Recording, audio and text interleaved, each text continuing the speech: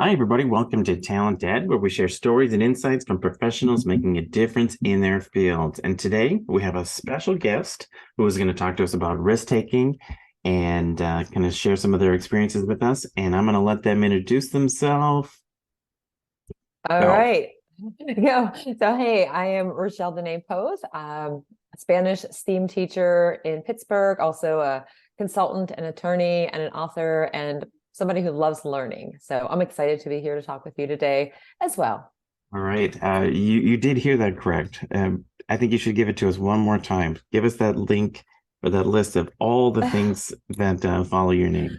Yeah, so Spanish and STEAM teacher, also an attorney, consultant, author, also a student now too. So I am enrolled. So there are a lot of different things, all related to education in some fashion. So Well, and that's why we're so excited to talk to you today. You have a wealth of knowledge and just a really interesting perspective coming from a lot of different areas. So, yeah, I think let's get right into it.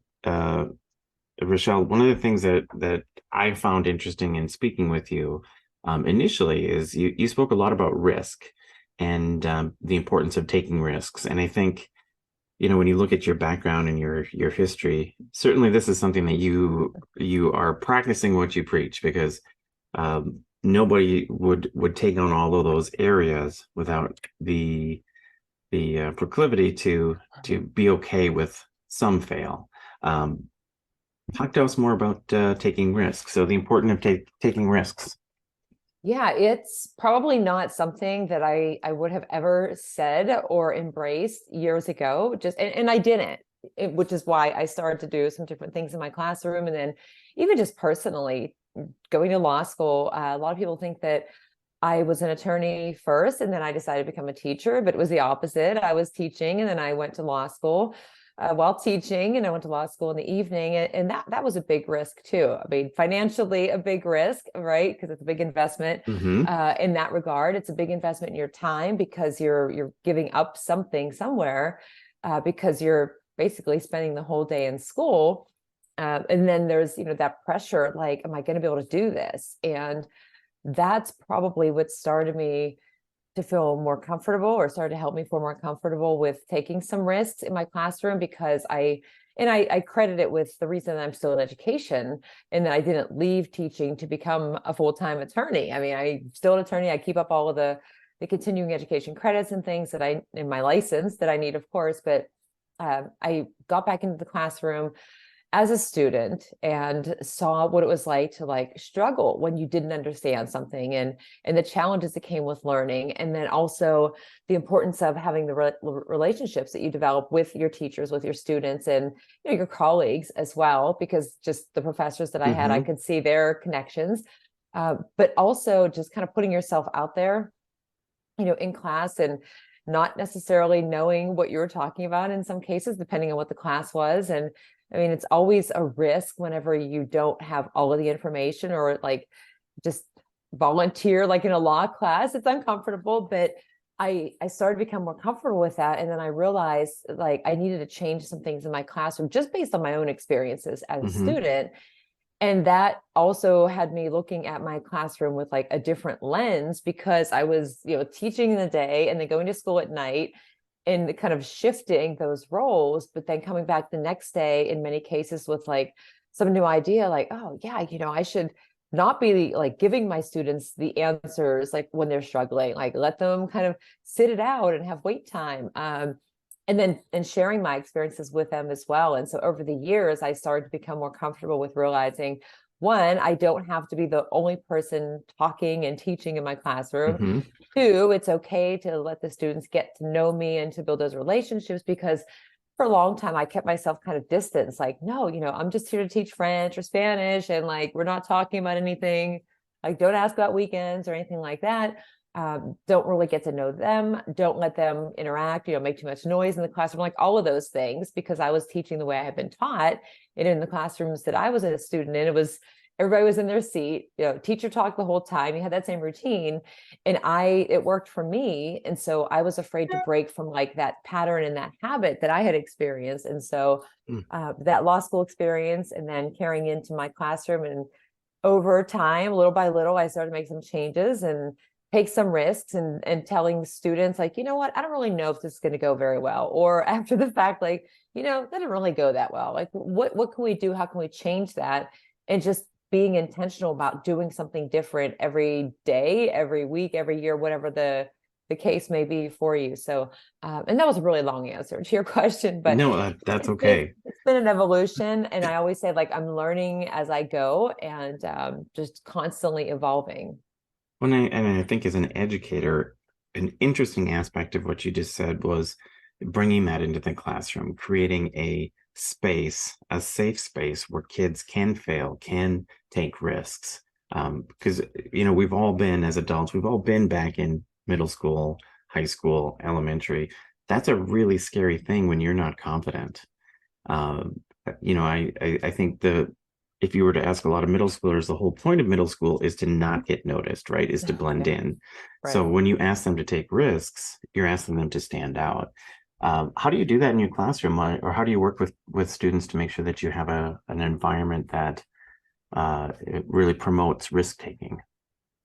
I Being my authentic self and openly, you know, sharing when I'm trying something new or different, saying, you know, my own experiences as a student. Like, I will share with them, well, do you know that in geometry, like, I got these grades, and like, it's okay. Like, I knew the content, I just didn't prepare well, and that's all right. Because that fear of failure is tough, whether you're a student in middle school, junior high school, or you're, you know, my age.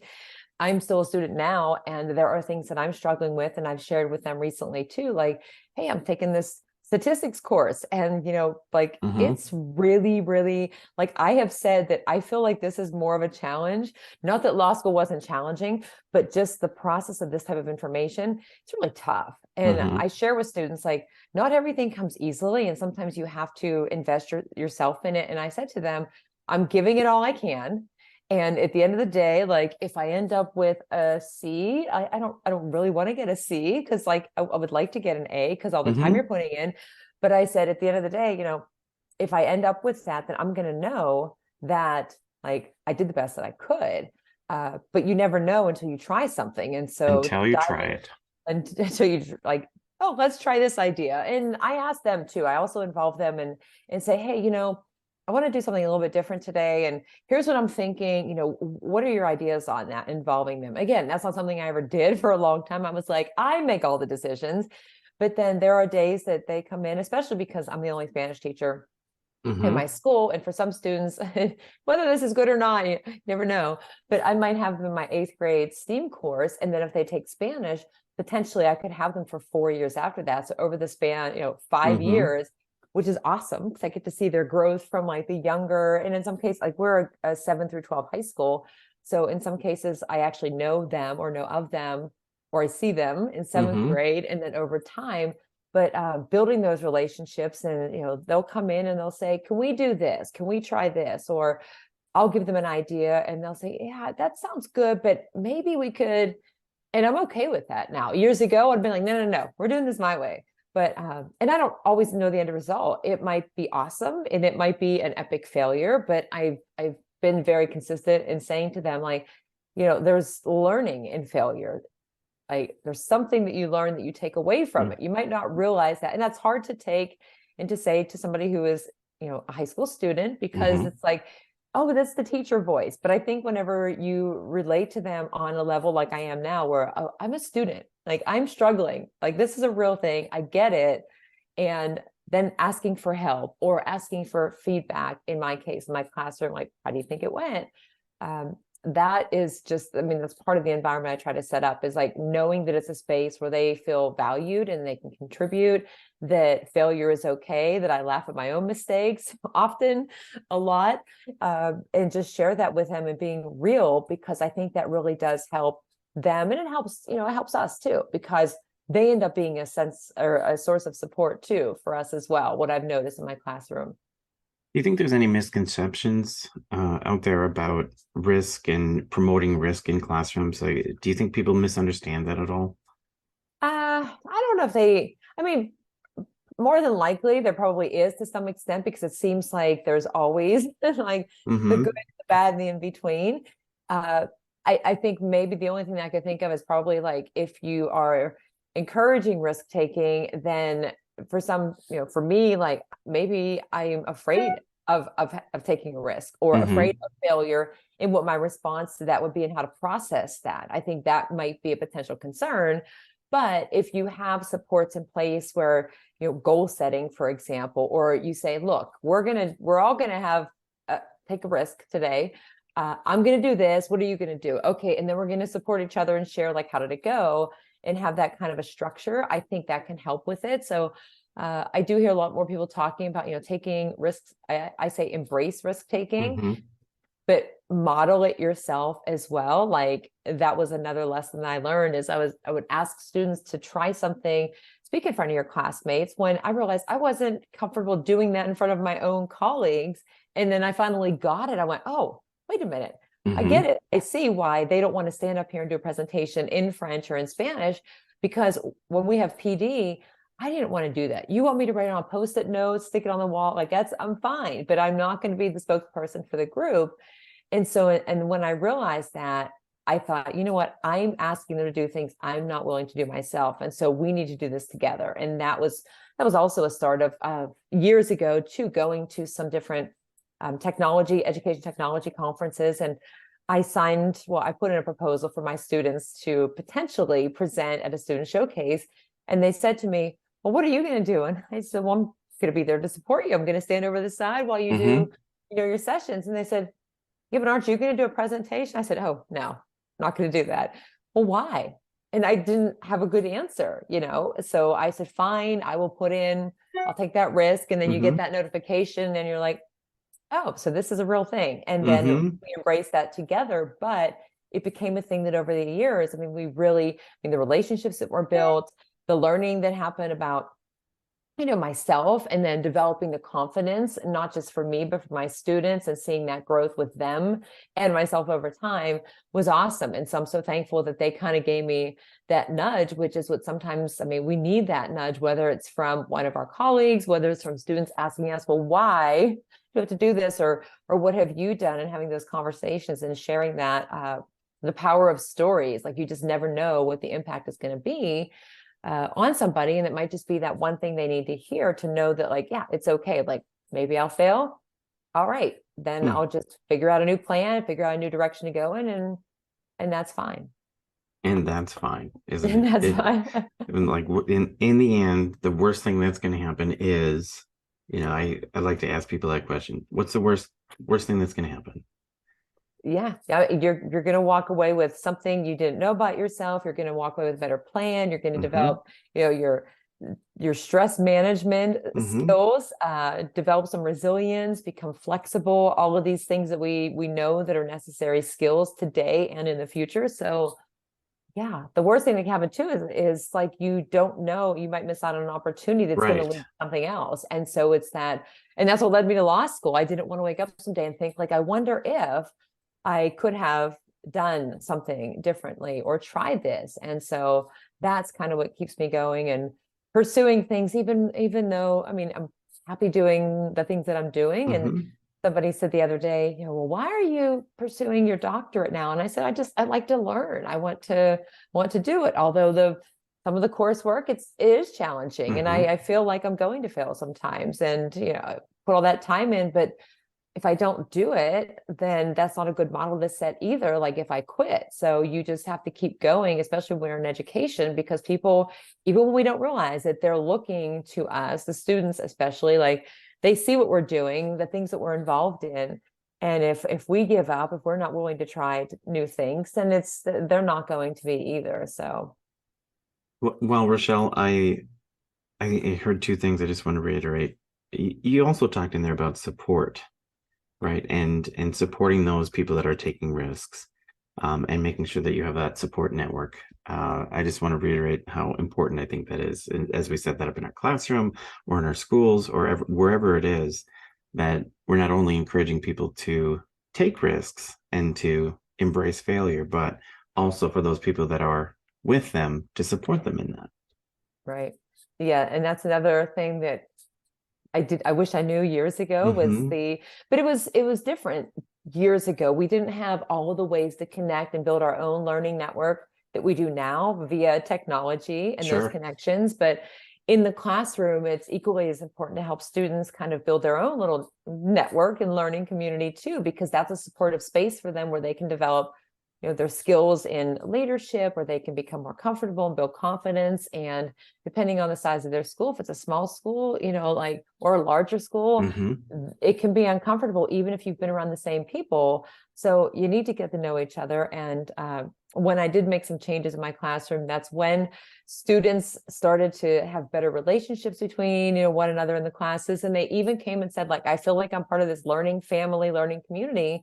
And those weren't words that I ever said to them, like, we're going to have a, student learning network here. Like, it just evolved over time because of the different methods and taking some risks with them and involving them in the conversation, of course, and giving me feedback as well.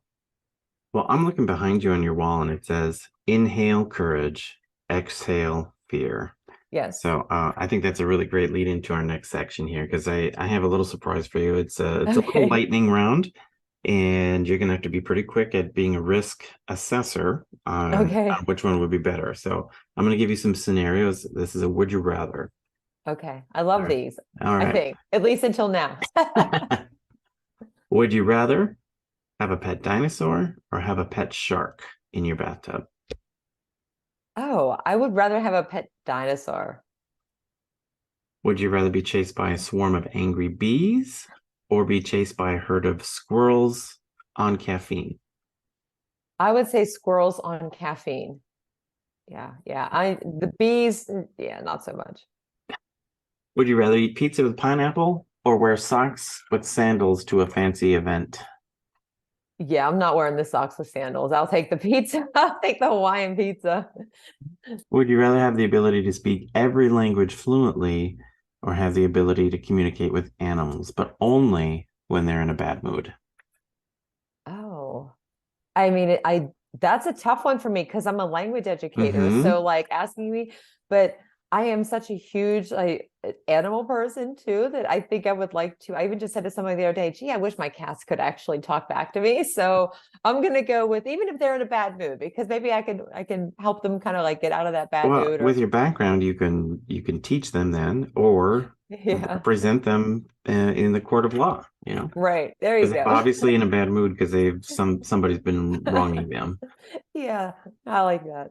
Would you rather have the power to fly but forget how to walk, or have the power to turn invisible but constantly smell like a skunk?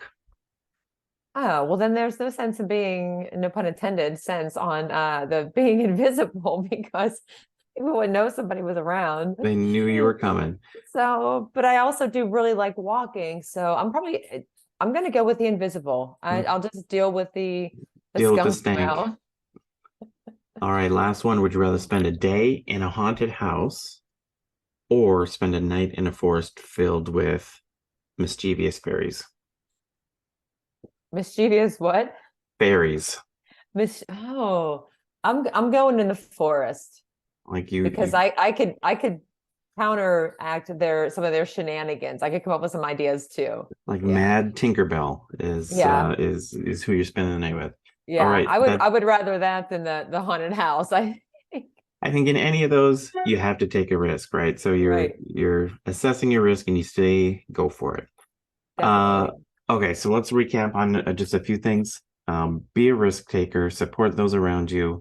Do you have any other calls to action for those that are watching or the educators that are watching with us today? Yeah. I mean, just it's all about, I mean, we hear it all the time, the relationships, like just making sure whatever your role is, even if you're not in education, like you need to have those connections and build the relationships with others. And it's okay to be vulnerable. And so if you need help, ask for help, or if you see that somebody needs help, offer help. Because that is very welcome. And I know that I've had a couple of times where I've had people come to me either virtually or in person that say, I'm not cut out to be an educator, or I'm too different, or any of those things. And just the fact that they felt comfortable enough to say that, but asking for help, and it makes a difference. Like sharing your story and being there to support others I wish I knew years ago, because I kept myself isolated for so long. But once I changed that, like all of the things I've been able to bring to my classroom for my students, and then I think about like all the things I miss on bringing to my classrooms for my students. But now that I know about that importance, like I really strive for that. So relationships, support, risk taking, yes. And Rachelle, we're talking today because we want to get you in front of educators. So if you were to come to Minnesota and get into some of our schools, what are some areas that you feel like you could help them with? Great question. Since I love learning and I love all things technology, although I don't always focus on like the tools, because we know technology changes or doesn't work sometimes. But the things that I really love to teach about, besides languages, are I have my emerging technology course. And so I do a lot with augmented virtual reality. Artificial intelligence is something I've been teaching, researching, writing about, presenting on for unbelievably over 5 years now. Time flies. Also, anything related to STEM topics. Social emotional learning is a big area also that I teach about and do sessions on and write about, just because I've learned the importance of it. But that was after somebody said to me, "What are you doing in your classroom for SEL?" And I was like, "What are you doing in your classroom for SEL?" And then that started me on the path to probably about 4 years ago, to really invest in that and preparing students for the future. I want them to learn Spanish, of course, but I know that they're not all going to become Spanish educators or major in Spanish. So I try to think about what I can do in my classroom to prepare them. And then my whole motivation is, how can I help other educators get started with things and save them time, which is why I like to invest so much time in it, because I really want to help others to get started. Well, there you have it.